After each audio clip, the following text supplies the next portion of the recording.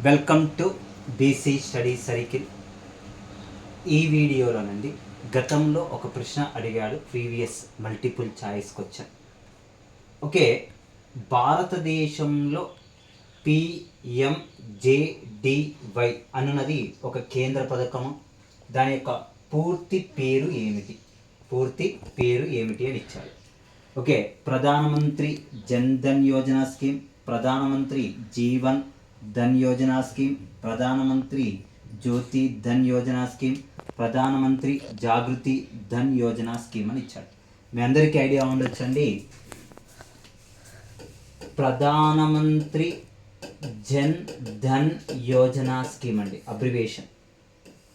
Okay, option 1 is the correct answer. ప్రధానమంత్రి జన్ ధన్ యోజన స్కీమ్ను ఏ సంవత్సరంలో ప్రారంభించడం జరిగిందండి అంటే 28 ఆగస్ట్ 2014 సంవత్సరంలో ప్రధానమంత్రి జన్ ధన్ యోజన స్కీమ్ను ప్రవేశపెట్టారు.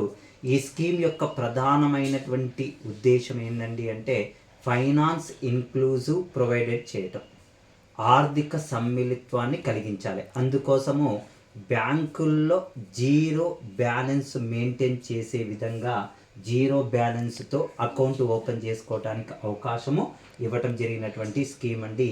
ఈ స్కీమ్లో గిన్నీస్ రికార్డులోకి ఎక్కినటువంటి పథకం అండి. ఫస్ట్ రోజే 1,50,00,000 మంది ప్రధానమంత్రి జన్ ధన్ యోజన స్కీమ్ ద్వారా బ్యాంకుల్లో అకౌంట్స్ను ఓపెన్ చేయడం జరిగింది. ఇది గిన్నీస్ రికార్డులోకి ఎక్కినటువంటి పథకం అండి. Thank you everyone.